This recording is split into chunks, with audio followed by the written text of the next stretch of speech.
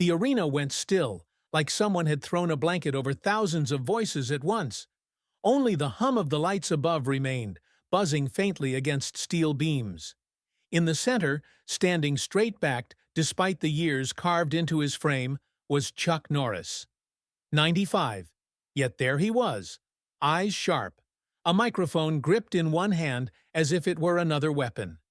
His body looked smaller under the bright glare, but his presence filled the ring like smoke. He leaned forward, lips curling into something halfway between a grin and a snarl. His voice cut clean through the silence. "Ronda," he said, pausing long enough for the sound to settle. "You're nothing to me. I could beat you at 95. And I'll prove it. Prove that women don't belong among real fighters." The words dropped like stones into water. Ripples spread instantly through the arena. Some people laughed, loud and harsh, relieved someone had broken the tension. Others gasped. A few shouted, their voices cracking with disbelief. In the upper rows, groups of young men slapped each other's shoulders and howled. Down by the barricades, women pressed their hands to their mouths, eyes wide, faces flushed. The camera operators knew what to do. Screens above the ring cut to faces in the crowd, a middle-aged woman shaking her head, mouthing "unbelievable." A teenage girl holding up a handmade sign with Ronda's name, now gripping it tighter, jaw clenched. An older fan with tears in her eyes, whispering something to the man beside her. The noise fractured. "Let's go, Chuck!" rose from one corner, met with boos and whistles from another. The clash wasn't friendly, it was sharp, bitter.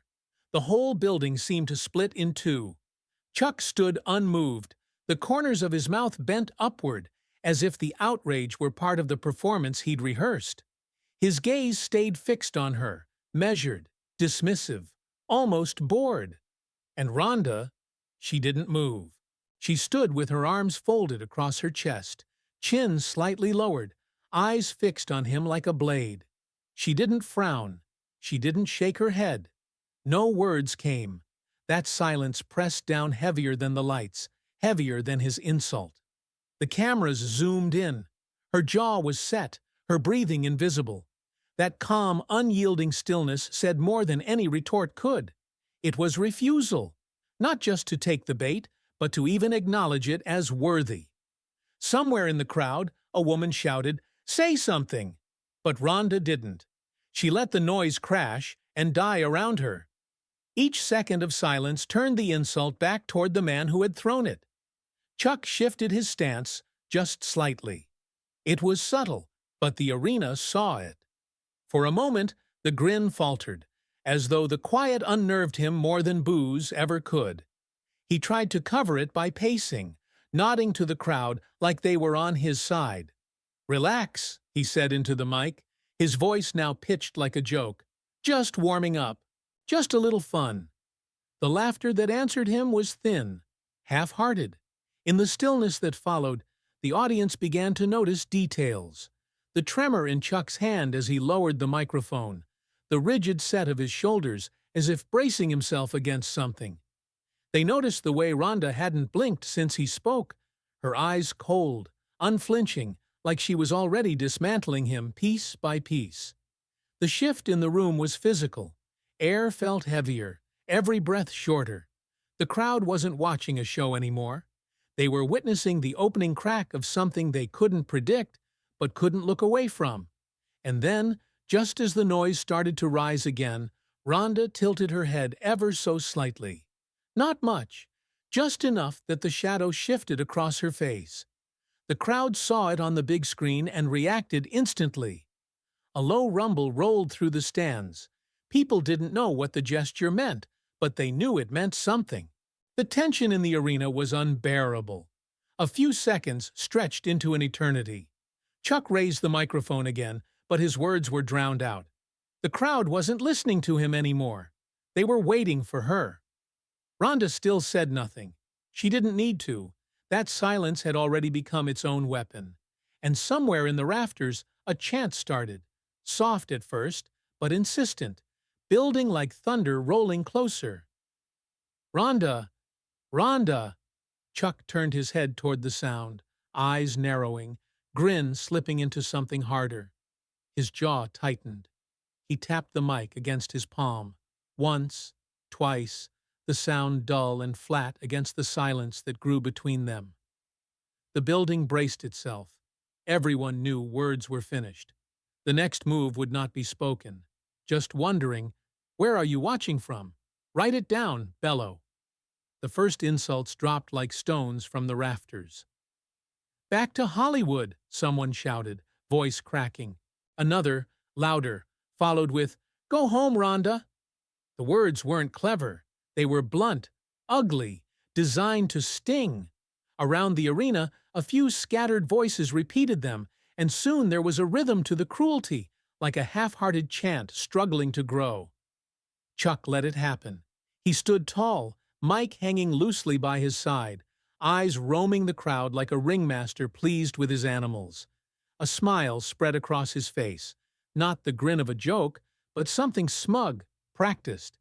He gave the audience a slow turn, two fingers lifted, coaxing them to get louder. Pockets of the crowd obliged.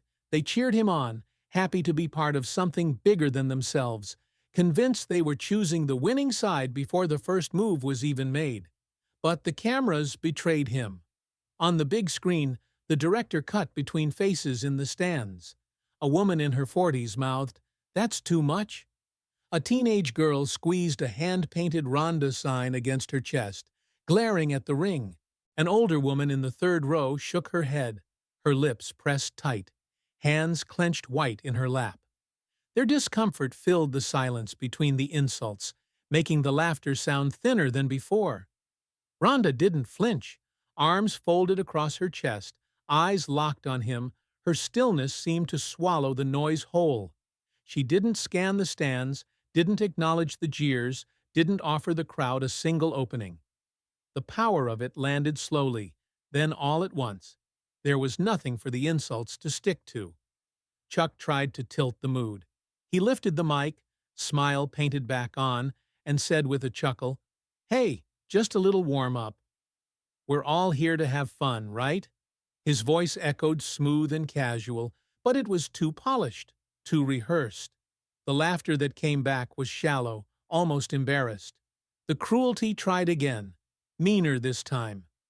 "Past your prime," shouted a man from the upper bowl. A group below him picked it up, stomping their feet as if to hammer the words into the mat. Another voice barked 3 syllables that made even his neighbors go quiet. The arena trembled on the edge of something uglier. And then, silence. Patches of it, spreading like fire breaks. One woman near the barricade stood, glaring at the section behind her until the jeers stopped. In another corner, a man shook his head and lowered his beer, eyes never leaving the ring. The quiet wasn't organized, but it was growing. Chuck chuckled again, forcing warmth into his voice. "Don't take it personal," he said, eyes narrowing toward Rhonda. "It's just truth." Those 3 words cracked the air. They weren't teasing anymore. They were a verdict. The crowd felt it. The insult chorus faltered. For the first time that night, people who had laughed shifted in their seats, uneasy. A few even booed. Not at Rhonda, but at him. The big screen split, his smirk on one side, her stillness on the other. The contrast was devastating. His expression looked theatrical. Hers looked inevitable. Then it happened. Rhonda moved. Not much. She let her arms drop, slowly, deliberately, the sound of fabric brushing faintly against her sides. She lifted her chin half an inch, enough for the shadow across her face to slide. The entire building saw it on the big screen, and the reaction was instant. Gasps, a low, rolling murmur. A boy tugged his father's sleeve and whispered, "She's going now." The chants against her collapsed. A new one rose, hesitant but insistent, from the cheap seats. "Rhonda! Rhonda!" At first it was only a handful of voices, shaky, uncertain. Then more joined, finding the rhythm, their sound climbing into the rafters. Chuck's smile thinned. He tapped the mic against his palm, once, twice, the sound flat against the silence spreading like a tide. He tried to pivot back into command, turning his body toward the far camera, lifting his chin like he had in countless films. But the director didn't cut to him. The screen stayed on her. Her face filled the arena. Jaw set, eyes locked, her breathing invisible. She didn't look angry. She didn't look amused. She looked inevitable. The hush was unbearable now. The audience didn't want more words. They wanted the next moment. Chuck turned back toward her, jaw tight, eyes hard, still clutching the microphone like a shield. Ronda stepped forward. One clean, deliberate step. The sound of her shoe on canvas creaked faintly, carried by the silence. The crowd's reaction was seismic. The jeers stopped entirely. The chants for her surged louder, faster, carried by the sheer weight of expectation. He froze, caught between the grin he'd rehearsed and the fear that slipped through the cracks of his expression. His hand trembled on the microphone. She didn't blink, and the whole building understood. The insults were over. The fight was about to begin. She closed the distance without a word. No circling, no feints, no performance. Just a straight line, her feet gliding across the canvas with the weight of someone who already knew the outcome. The sound of her shoe against the mat carried strangely loud in the hush. Chuck's chin lifted by habit, but his hand lowered the microphone carefully onto the nearest pad, as if even he felt the moment demanded respect. At arm's length, they paused. Ronda's right hand touched the back of his wrist, light but exact, her left hovering near his elbow. He reacted instantly, shoulder turning, forearm cutting across to intercept. It looked crisp, the movement of a man who'd spent decades teaching timing. But the timing wasn't there. She rolled her wrist and his forearm slid past uselessly. He felt it before he understood it. The crowd gasped in unison, a single "ooh" that lifted through the rafters. Chuck doubled down, stepping in for collar and elbow control, but she met his tie with inside biceps and narrow elbows. The pressure wasn't forceful, but it redirected everything. His grip faltered, his hands suddenly weaker than his will. He tried to wrench free with speed, but she rode the motion, her left foot sketching a tiny circle that drew his balance forward.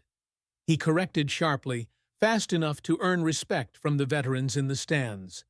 She banked that detail, still quick, but no longer quick enough, twice in a row. Her first real statement was subtle, an arm drag that brushed his wrist across his own chest, a pivot that placed her shoulder just past his. He turned to follow, a half-beat late, finding the ring larger than expected and his reach shorter. No stumble, but a blink. The cameras caught his face. Concentration under strain, the weight of years pressing against pride. The building murmured for him, a flicker of recognition. But Ronda pressed, silent and relentless. She took his wrist again, secure now. He yanked back and cursed himself for the rookie's mistake. She redirected, forearm twisting, his elbow pointing where it shouldn't. His mouth opened, more surprise than pain. He tried to reverse, but her knuckles pressed into the crook of his arm, thumb grazing a nerve. She didn't have to use it. Just showing she could was enough. The crowd leaned in, their jeers gone, replaced by stunned quiet. Shoes scraped concrete, programs rustled, but no insults came. Chuck, feeling it slip, tried to pummel for inside position, head tucked, shoulder driving. Old wrestling instincts. She let him, then clamped a whizzer in tight, hips steady, balance unshakable. He walked her toward the corner with clever angles. Her hips denied every inch, and then, her foot laced lightly behind his heel. He felt the floor tilt. Instinct saved him. An ugly step, heavy and awkward. Years ago, it would have been smooth. Now it was survival. The crowd erupted in that long, drawn-out gasp, the one that says, "It's starting." Even the men who had shouted against her earlier fell silent. She didn't chase the stumble. She let him find balance again, then reset her hands in the same place, like a teacher showing a problem twice. The message was unmistakable. She could do it again whenever she wished. Chuck answered with something mean, a knuckle jammed into the inside of her forearm, a trick meant to force a flinch. There was none. Instead, her eyes glinted. Not smile, not anger, but recognition. She peeled his hand away like lint from fabric, folding it into a place his shoulder hated.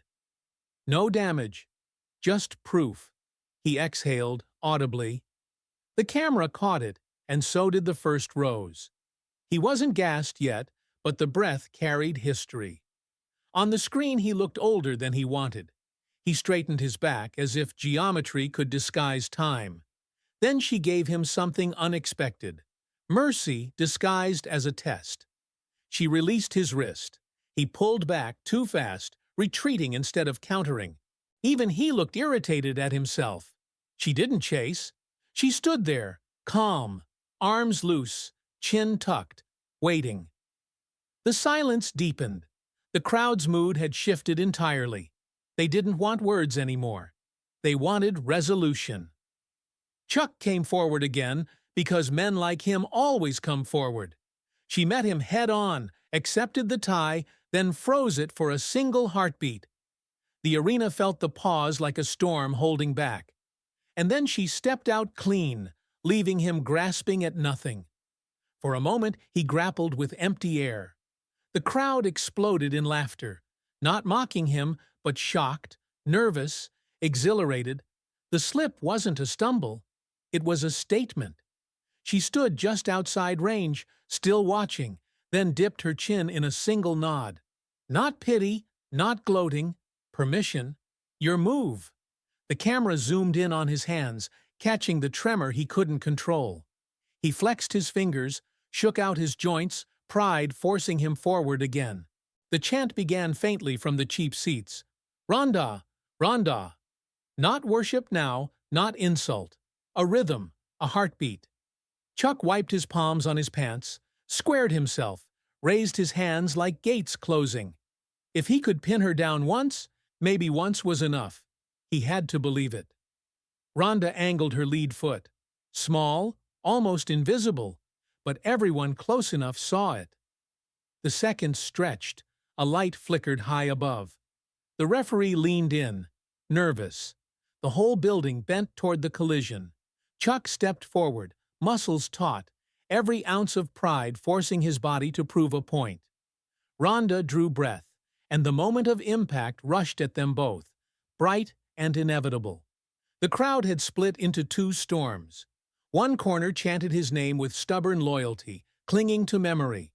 Another section rose for her, sharp and insistent, voices that wanted the present to eclipse the past. The noise clashed, not entertainment anymore, but an argument. This wasn't just about fists, it was about what people believed. Chuck lunged forward first, planting his stance wide, chin tucked, arms pumping in that stiff, old-school rhythm. A jab snapped, then a cross, shoulders rolling with the memory of younger days. The impact thudded against Ronda's guard but went nowhere. She barely moved, just angled her palm, letting the blow skid past, her weight unmoved.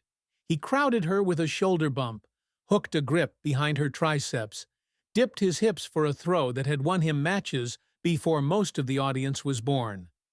The crowd leaned forward, half convinced it would land. She set her elbow inside, raised it like a wedge, and the entire force of his body washed off. He grunted, but she didn't flinch.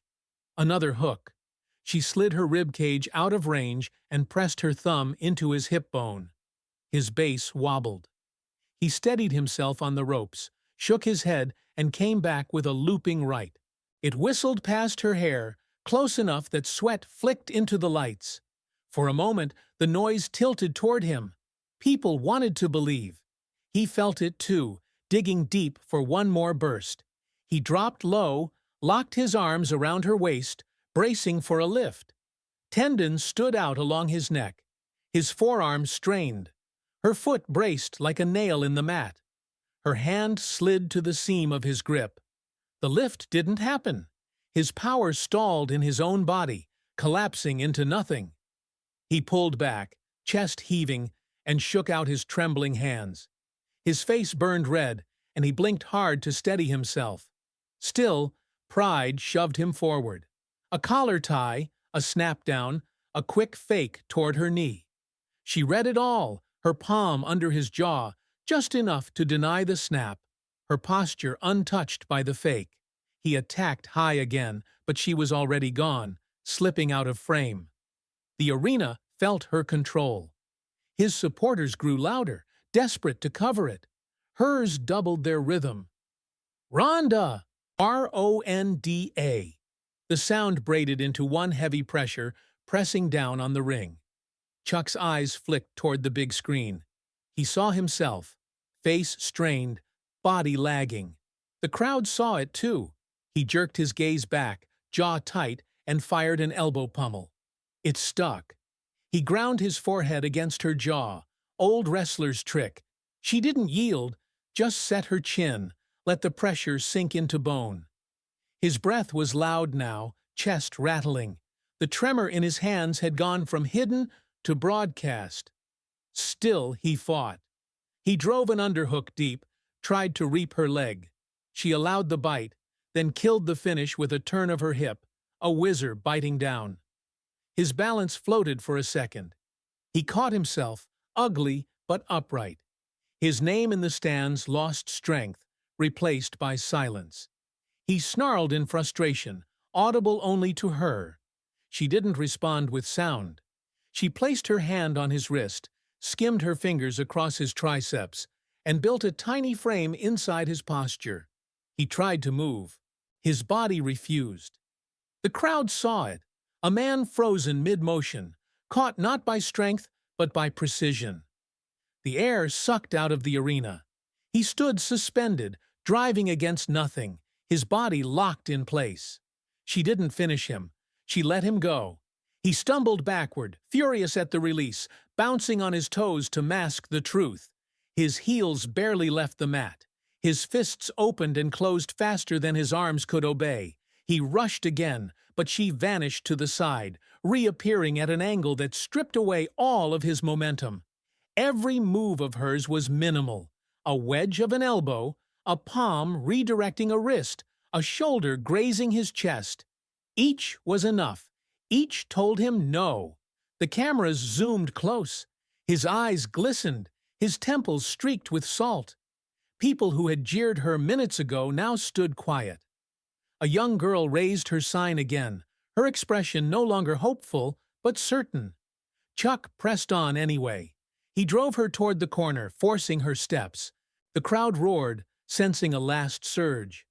She let him walk her close, then slipped out with 2 steps, leaving him to crash chest first into the turnbuckle. The pads trembled, his breath caught. He turned, stubbornness burning, and hurled a right hand with everything left in him. It cut air. She brushed it away with her forearm, pivoting until his weight tumbled past her.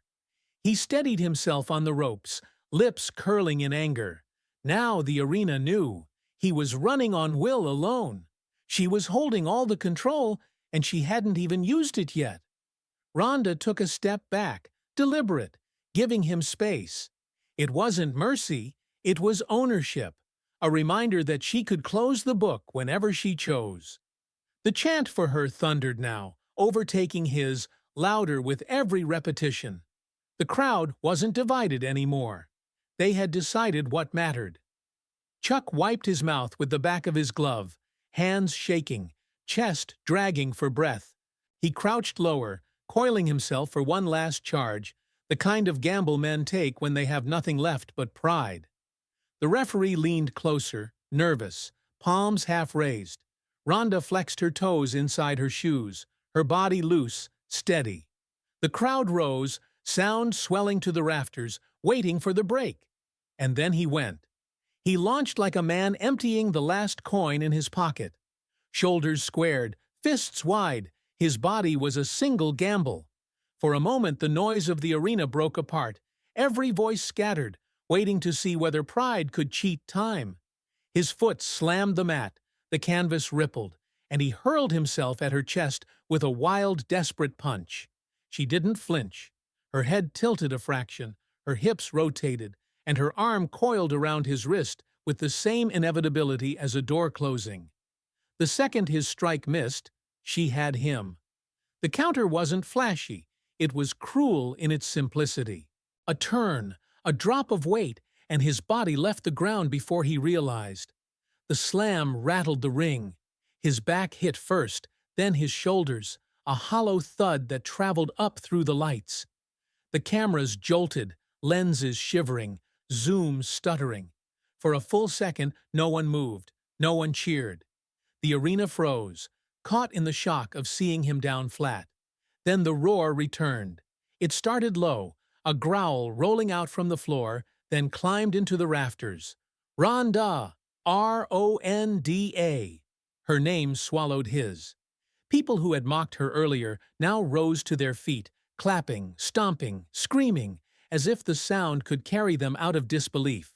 Chuck rolled onto one elbow, gritting his teeth, trying to shove himself upright. His hand slipped. His legs bent and held nothing. His breath came in ragged bursts, chest rising like it was filled with glass. He clawed at the mat, pushing again, refusing to stay down. She stood above him. No celebration, no gesture. Her eyes stayed on him, cold and steady, her chest hardly moving. The distance between their bodies was more brutal than any strike. She wasn't gloating. She was showing him the difference between fighting and enduring. The camera zoomed tight on his face. Every line of strain, every twitch of muscle was exposed on the giant screens.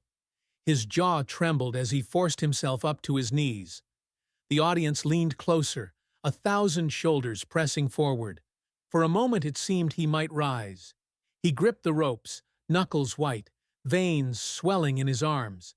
The chant for her hammered through the air, but a few voices still shouted his name, desperate to hold on to him. With a groan, he pulled himself vertical, shoulders shaking, legs quivering. His chest sagged forward, sweat streaming. The lights caught his face, red, battered, but set. Then his knees buckled. The crowd gasped as his body dropped back, first onto the ropes, then down to the mat. The impact wasn't loud, but the sight of it broke the noise into a jagged mix of screams, cheers, and disbelief. Ronda didn't move. She didn't close the distance. She stood still, waiting, her presence towering over him without a single gesture. That stillness was heavier than any strike could have been. The referee bent down, hand hovering, but stopped. Chuck wasn't done. With a trembling arm he pushed again, dragging himself across the mat, fingers clawing for the rope. He caught it, pulled, his legs shaking under him. For an instant he balanced there, chest against the top cable, his body a trembling outline against the lights. Then, as he tried to take the step forward, his heel slipped. His hands tore from the rope, and his body fell back, sprawling flat onto the canvas. The building exploded. People leapt from their seats, some shouting with joy, others with shock, everyone united in noise. The sound was deafening, a wall of voices crashing over the ring. The cameras caught everything, his chest rising unevenly, his fists clenched weakly, her figure standing calm above him, the audience on its feet. A woman in the front row pressed her palms together, as if in prayer. A man ripped his own sign in half, screaming her name instead of his. She hadn't struck him. She hadn't humiliated him. She had simply absorbed his last attempt and shown the truth. He was finished. And yet, he pushed his hands against the mat again, refusing to let the story end there. His fingers clawed at canvas burned by sweat. He tried to lift his chest, to rise one more time, as if defiance itself could become muscle. The referee stepped in, uncertain. The crowd's roar dimmed, people holding their breath for the next moment. Chuck reached for the rope again, trembling, eyes glazed, jaw clenched. The entire arena leaned in, tens of thousands hanging on the single question: would he stand or collapse again? He clung to the ropes, fingers trembling, shoulders jerking with effort. Every muscle screamed mutiny, yet his pride still commanded. Rise! For a moment he balanced there, chest pressed against the cable, teeth gritted, eyes glassy under the lights. The crowd was silent, thousands holding their breath. Then his body gave way, folding back to the canvas with a dull thud. The eruption was instant. Shouts, whistles, applause. It was a storm of sound, violent and cathartic. The camera caught faces twisted in awe, disbelief, even grief. Some cheered Ronda's control. Others mourned the fall of a man they'd once seen as unshakable. The arena was no longer divided. It was simply overwhelmed. Ronda stood over him, posture steady, chest rising slow and even. She didn't move in for more, didn't claim the moment with theatrics. Her stillness itself was the victory. Uncompromising, undeniable. The referee stepped closer, uncertain whether to wave it off. Before he could, she bent at the waist, lowered a hand toward him. The crowd hushed. Chuck blinked, sweat dripping into his eyes. For a second, he didn't seem to understand. Then his gaze found her hand, steady, patient, offered without demand. His lips trembled, his jaw set, but pride alone couldn't keep him on the floor. Slowly, with effort, he lifted his arm and took it. Her grip was firm, unshakable. She hauled him to his feet with one clean pull. He staggered, shoulders sagging, but she kept her palm under his elbow until he found balance. The gesture was quiet, practical. Not dominance, not pity. Something harder to name. The camera zoomed close to his face.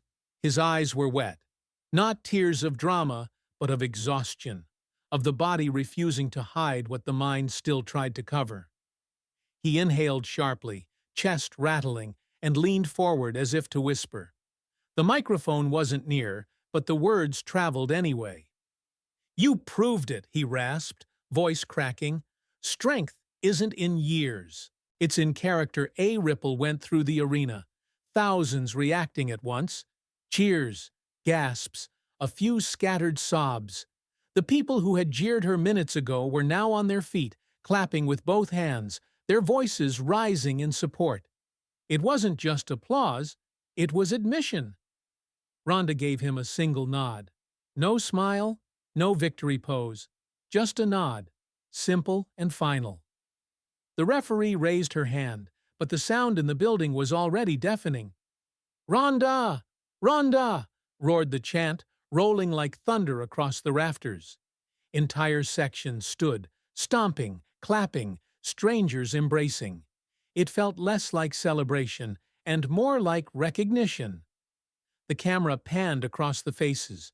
A man who had shouted insults earlier now clapping until his palms were red. A woman with tears streaking her cheeks. A child standing on a chair, eyes wide, shouting her name with both fists clenched.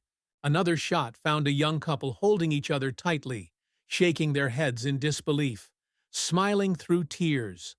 The noise of thousands of hands hitting together filled the air like a drumbeat, relentless and raw. Finally, the lens found Ronda again. She stood at the center, hand lowered, shoulders relaxed.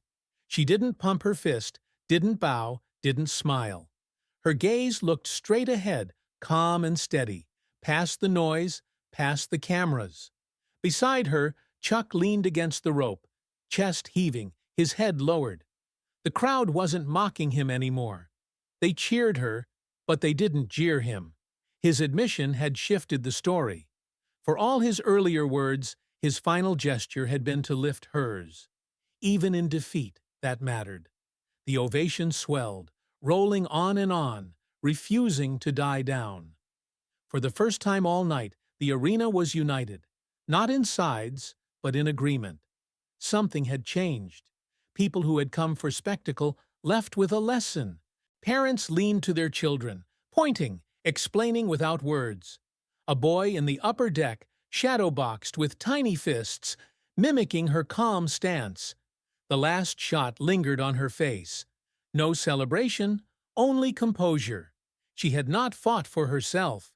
She had fought for everyone who had ever been dismissed, underestimated, told they didn't belong. And in that stillness, with her eyes fixed forward, the truth was unmistakable. Power can be loud, but dignity is louder. And dignity had won.